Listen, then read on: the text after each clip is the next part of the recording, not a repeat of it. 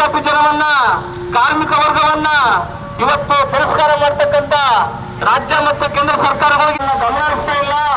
ರಾಜ್ಯ ಸರ್ಕಾರದಲ್ಲಿರ್ತಕ್ಕಂಥ ಸರ್ಕಾರಗಳು ನಮ್ಮ ಕಡೆ ಗಮನ ಹರಿಸ್ತಾ ಇಲ್ಲ.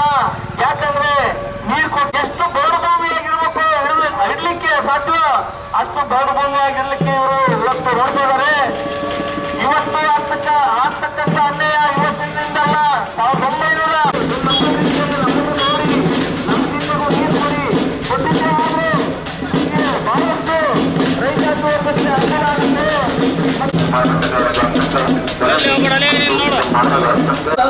ಯಾರಿಗಾಗಿ ಸಮಸ್ತ ಸಾರ್ವಜನಿಕರ ಇದೇ ಜನವರಿ 23ನೇ ತಾರೀಕು ಮಂಗಳವಾರದಂದು ಚಿತ್ರದುರ್ಗ ಸ್ವಯಂ ಪ್ರೇರಿತ ಬಂದ್ ಆಚರಿಸಲಾಗುತ್ತಿದೆ. ಇಷ್ಟೊಂದು ಸುದೀರ್ಘವಾದ ಸಮಯ ತೆಗೆದುಕೊಂಡಿಲ್ಲ. ನಮ್ಮ ನಾಲ್ವ ಸರ್ಕಾರಗಳ ಇಚ್ಛಾಶಕ್ತಿ ಕೊರತೆ, ರೈತ ವಿರೋಧಿ ನಿಲುವು, ಜನರ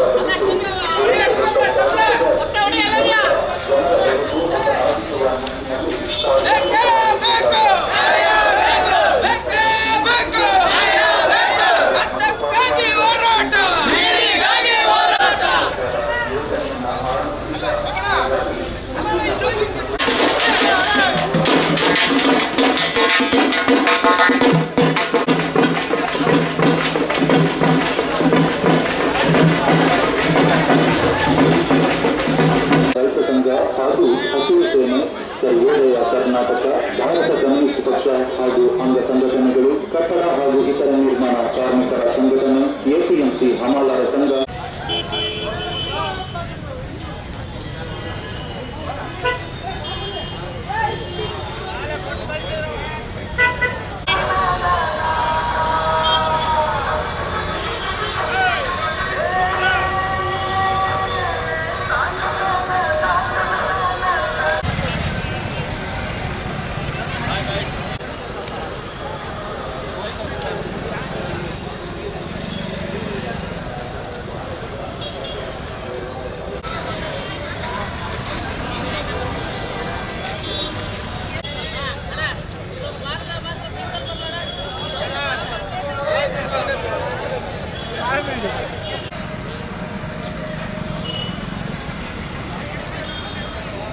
ಈ ಕಾಮಗಾರಿ ನಿಧಾನಗತಿಯಲ್ಲಿ ಆಮೆಗತಿಯಲ್ಲಿ ಸಾಗ್ತಾ ಐತೆ.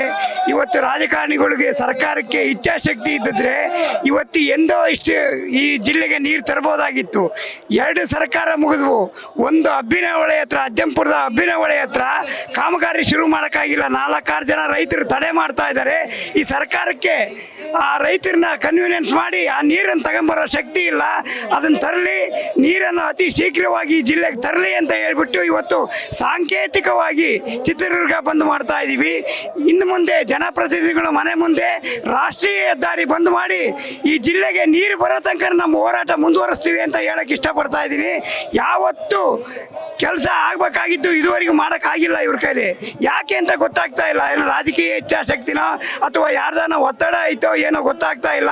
ದಯವಿಟ್ಟು ಸರ್ಕಾರಕ್ಕೆ ಮನವಿ ಮತ್ತು ಎಚ್ಚರಿಕೆ ಎರಡೂ ಮಾಡ್ತಾ ಇದ್ದೀವಿ. ಈ ಜಿಲ್ಲೆಗೆ ನೀರು ತರದಾ ಇದ್ದರೆ ನೀವು ನಿಮ್ಮ ಮನೆ ಮುಂದೆ, ನೀವು ಶಾಸಕರ ಮನೆ ಮುಂದೆ ನಾವು ಪ್ರತಿಭಟನೆ ಮಾಡಬೇಕಾಗುತ್ತೆ.